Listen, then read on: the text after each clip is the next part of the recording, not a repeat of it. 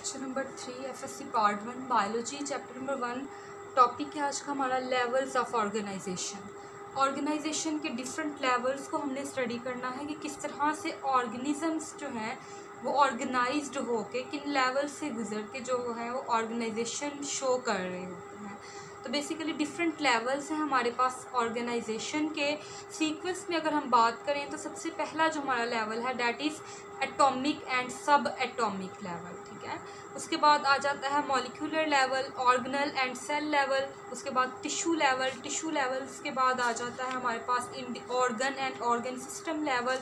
उसके बाद individual level and then population community, ठीक है। तो आज हम जो है सीक्वेंस में चलते हैं। सबसे पहला जो लेवल है उसको हम डिटेल में देखते हैं, that is atomic and sub atomic level. यानी कि लिविंग ऑर्गेनिजम्स का जो आगाज़ है वो किन से होता है। बेसिकली लिविंग ऑर्गेनिजम्स क्या हैं? मैटर है, ठीक है। Matter is anything which have mass and occupy space. अब ये जो मैटर है ये किससे मिलके बना होता है, सबसे पहले ये देखते हैं।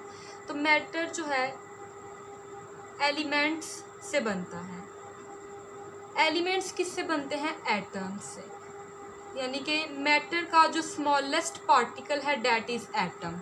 एटम मिलके मैटर बनाता है। लिविंग मैटर की हम यहाँ पे बात कर रहे हैं। तो बेसिकली लेवल है हमारा atomic and sub atomic level. तो इसमें हमने एटम्स और सब एटम्स के बारे में देखा है। तो सबसे पहले एटम को देखते हैं। एज वी नो डैट कि एटम जो है वो मैटर का क्या है? स्मॉलेस्ट पार्टिकल है। तो एटम के अगर हम स्ट्रक्चर ड्रा करें, सर्कुलर स्फीयर फॉर्म में होता है हमारे पास। ऑर्बिट्स प्रेजेंट होते हैं सराउंडिंग में और सेंटर में न्यूक्लियस प्रेजेंट होता है। ऑर्बिट्स में इलेक्ट्रॉन प्रेजेंट होंगे, न्यूक्लियस में प्रोटॉन और न्यूट्रॉन प्रेजेंट होंगे। सो this is the structure of atom. अब एटम की अगर हम कॉम्पोजिशन की बात करें तो ये जैसा कि आपको नज़र आ रहा है कि एटम जो है वो किससे मिलके बना हुआ है? Electron, proton, neutron. तो ये दीज आर दी सब एटम्स या सब पार्टिकल्स ऑफ एटम, ठीक है। सब एटम्स हैं ये हमारे पास जो मिलके क्या बना रहे हैं? एटम बना रहे हैं। अब सब पार्टिकल्स या सब एटम्स जो हैं वो सिर्फ यही तीन नहीं हैं, और भी हैं, लेकिन ये मोस्ट स्टेबल जो सब एटम्स हैं these are electron, proton, neutron, ये एटम बना रहे हैं। अब एटम किससे मिलके बना है?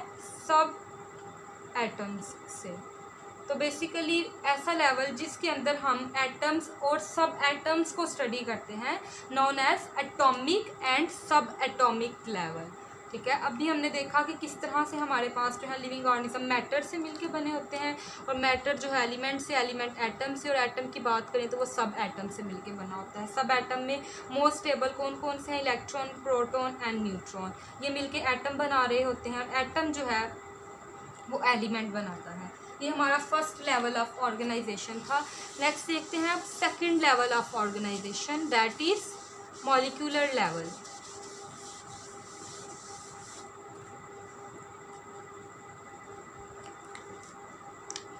सेकंड लेवल कौन सा है?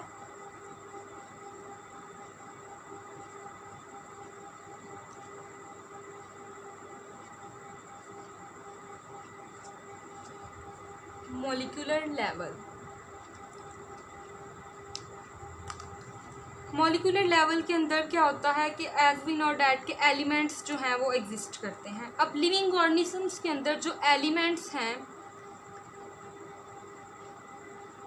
वो इंडिपेंडेंटली यानी कि अकेले जो है आज़ादाना तौर पे एग्जिस्ट नहीं करते। हमेशा ये क्या करते हैं? बॉन्डिंग करके मॉलिक्यूल्स की फॉर्म में एग्जिस्ट करेंगे, ठीक है। बॉन्डिंग शो करेंगे different elements like hydrogen, carbon, oxygen, nitrogen, different elements जो हैं वो प्रेजेंट होते हैं बॉडी के अंदर, हमें पता है। तो ये जो एलिमेंट्स हैं कभी भी स्टेबल नहीं होते और ना ही ये इंडिपेंडेंटली एग्जिस्ट करते हैं। ये बॉन्डिंग करके, ठीक है, केमिकली बॉन्डिंग शो करते हैं, इंट्रैक्शन शो करते हैं, मॉलिक्यूल्स बनाते हैं।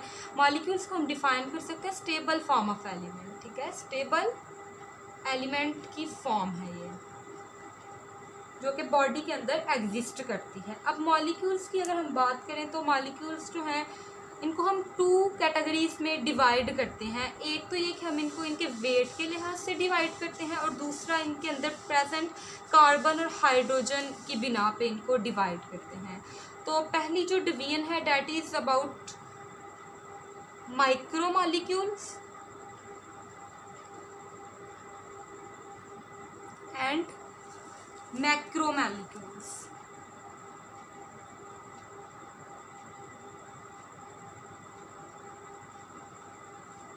इनमें अब क्या डिफ्रेंशिएट है ये देखते हैं। मॉलिक्यूल्स जो है वो माइक्रो होते हैं और कुछ मैक्रो होते हैं। Micro mean small, small molecules यानी कि ऐसे मॉलिक्यूल्स जिनका जो वेट है वो लो होता है, these are known as micro molecules, ठीक है। और इनकी एग्जाम्पल में आ जाते हैं वाटर, कार्बन डाइऑक्साइड, क्योंकि इनका जो मॉलिक्यूलर वेट है वो लो होता है और ये स्मॉल जो है होते हैं। और macro molecules, macro means large, ठीक है। और ऐसे मॉलिक्यूल्स जिनका जो वेट है वो ज़्यादा होता है, हैवी वेटेड होते हैं, हाई वेट कंटेन करते हैं, these are known as macro molecules. अब मैक्रो मॉलिक्यूल्स की एग्जाम्पल में हमारे पास आ जाती हैं ऐसे मॉलिक्यूल्स जिनका मॉलिक्यूलर वेट क्या होता है, हाई होता है, उनको हम क्या कहेंगे, मैक्रो मॉलिक्यूल्स। मैक्रो का मतलब ही लार्ज होता है। अब इनकी एग्जाम्पल में हम कोट कर सकते हैं starch, protein, these are the macro molecules present in living organism. ये क्या है हमारे पास, मैक्रो मॉलिक्यूल्स हैं। ये हमने इनको डिवाइड किया on the basis of their weight, weight के लिहाज से, वजन के लिहाज से। नेक्स्ट अब हम इनको डिवाइड करते हैं इनकी नेचर के लिहाज से, ठीक है। So there are two types of molecules, organic molecule and inorganic molecule. इनके बारे में देखते हैं हम। पहले हमारे पास ऑर्गेनिक molecules and inorganic।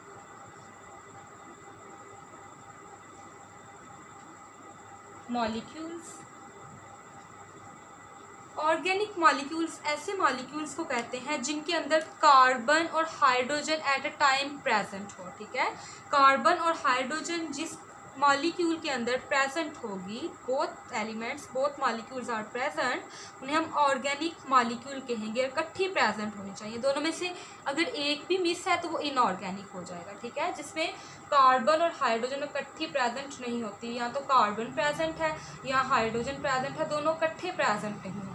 लेकिन ऑर्गेनिक मॉलिक्यूल के अंदर कार्बन और हाइड्रोजन टुगेदर इकट्ठे प्रेजेंट होंगे। एग्जाम्पल की अगर हम बात करें तो ऑर्गेनिक मॉलिक्यूल्स में हमारे पास आ जाते हैं ग्लूकोज वगैरह, फैटी एसिड्स वगैरह और ग्लिसरॉल, न्यूक्लियोटाइड्स जिसमें NAD और ATPs वगैरह आ जाते हैं। ग्लूकोज जो है वो ऑर्गेनिक मॉलिक्यूल है बिकॉज इसमें कार्बन और हाइड्रोजन दोनों एट अ टाइम प्रेजेंट होते हैं। फार्मूला अगर हम ग्लूकोज का देखें C6H12O6, तो ये आपको नज़र आ रहा है कि इसमें हाइड्रोजन भी मौजूद है, कार्बन भी मौजूद है, तो so this is the organic molecule. इसी तरह हमारे पास ATP, adenosine triphosphate, adenosine diphosphate, ADP, adenosine monophosphate, these are also organic molecule, ठीक है। इसके अलावा फैटी एसिड्स, अमाइनो एसिड्स, ये सब क्या है, ऑर्गेनिक मॉलिक्यूल हैं। इनके अंदर कार्बन और हाइड्रोजन इकट्ठी प्रेजेंट होती है। अब इनऑर्गेनिक की हमने बात की तो हमने कहा था कार्बन और हाइड्रोजन इकट्ठी प्रेजेंट नहीं होगी। लाइक इनऑर्गेनिक की अगर हम बात करें तो हमारे पास वाटर की एग्जांपल आ जाती है।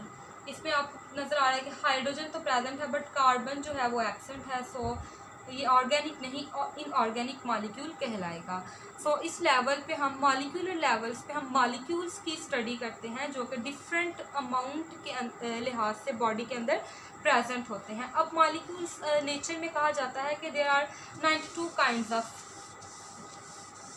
एलिमेंट्स, ठीक है। एलिमेंट्स जो कि क्या बना रहे हैं, मॉलिक्यूल। तो एलिमेंट्स की 92 काइंड्स हैं। 92 काइंड्स में से एलिमेंट्स की मैं बात कर रही हूँ। एलिमेंट्स की 92 काइंड्स हैं और इनमें से हमारे पास 16 क्या है, बायो मॉलिक्यूल्स हैं।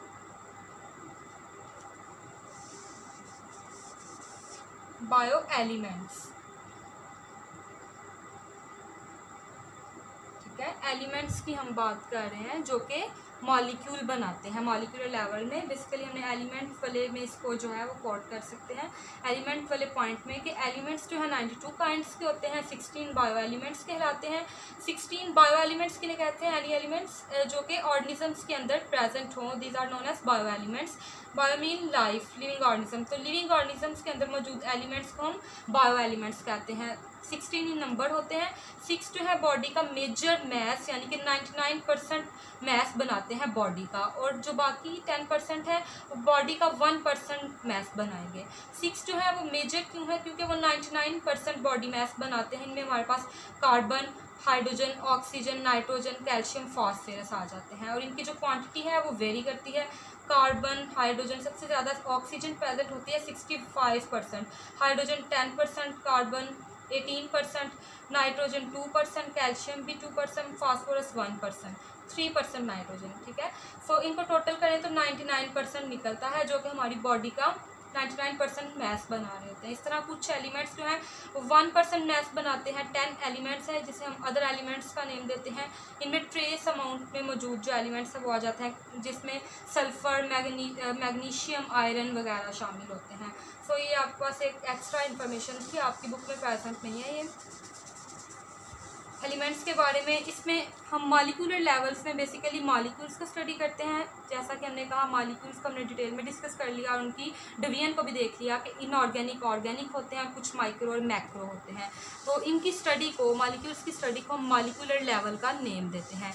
नेक्स्ट अब हमारे पास थर्ड लेवल है organelles and cell level. Number 3 पे आपके पास आ जाता है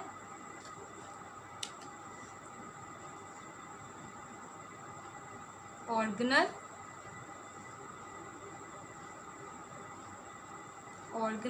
and cell level.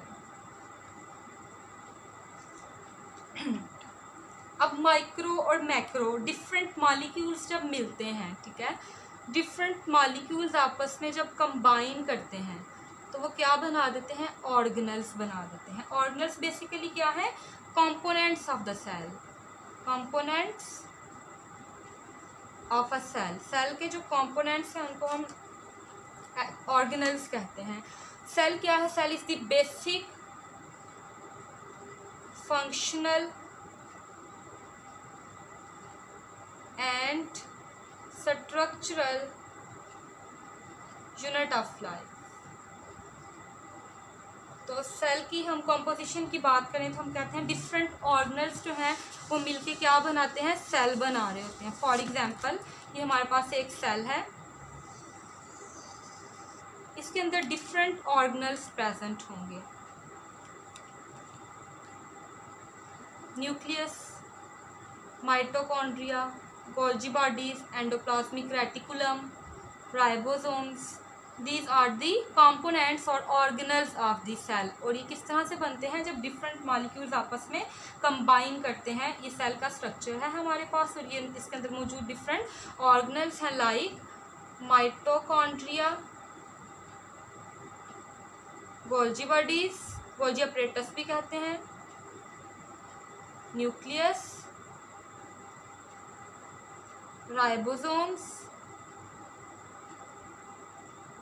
Endoplasmic reticulum. Endoplasmic reticulum की 2 टाइप्स होती हैं, स्मूथ एंड रफ। ये स्मूथ है क्योंकि इसके पास जो है इसके ऊपर कोई भी राइबोसोम प्रेजेंट नहीं है। अगर इनके ऊपर राइबोसोम्स प्रेजेंट हों तो हम उनको रफ एंडोप्लाज्मिक रेटिकुलम कहते हैं। तो हमारे पास कुछ क्या है, ऑर्गेनल्स हैं जो क्या बनाते हैं, सेल बनाते हैं। अब सेल के अंदर क्या होता है, डिवीजन ऑफ लेबर होती है, division of labour. Division of labour का मतलब है कि हर ऑर्गेनल अपना स्पेसिफिक फंक्शन परफॉर्म करता है। जैसे माइटोकॉन्ड्रिया रेस्पिरेशन करता है, एनर्जी की प्रोडक्शन करवाता है, तो ये इसका पर्सनल वर्क है, ये सेल का कोई और दूसरा ऑर्गेनल नहीं करेगा, गोल्जी बॉडी से काम नहीं करेंगे। हर जो ऑर्गेनल है वो अपना स्पेसिफिक काम सर अंजाम देता है, जिसे हम डिवीजन ऑफ लेबर कहते हैं। तो डिवीजन ऑफ लेबर जो है डिफरेंट ऑर्गेनल्स के फंक्शन की स्पेसिफिसिटी के लिहाज से की जाती है। तो सेल के ऑर्गेनल्स मिलकर सेल बनाते हैं। सेल और ऑर्गेनल्स को हम ऑर्गेनल्स एंड सेल लेवल पे स्टडी करते हैं। और सेल जो है हमारे पास, हमने इसको डिफ़ाइन कर लिया। इसी तरह अब हम राइबोसोम्स की बात करते हैं। ये प्रोटीन फैक्ट्री है, तो ये इनका अपना वर्क है, ठीक है। तो राइबोसोम्स जो है प्रोटीन की सिंथेसिस करवाती हैं। अब ये वर्क न्यूक्लियस तो नहीं करेगा, so this is known as division of labour, कि हर ऑर्गेनल अपना जो है वो फंक्शन स्पेसिफिक परफॉर्म करता है। इसके बाद सेल है। सेल हमारे पास यूकैरियोटिक भी होते हैं, प्रोकैरियोटिक भी। ऐसे सेल्स जिनके पास प्रॉपर न्यूक्लियस, जैसा कि इसमें प्रेजेंट है, ये यूकैरियोटिक सेल होगा। अगर इसके पास प्रॉपर न्यूक्लियस प्रेजेंट नहीं है, सस्पेंडेड फॉर्म में जेनेटिक मटेरियल है, तो हम उसको प्रोकैरियोटिक कहेंगे। सो सेल्स और ऑर्गेनल्स की स्टडी को हम ऑर्गेनल्स एंड सेल लेवल का नेम देते हैं। होप सो के आपको क्लियर हो गया।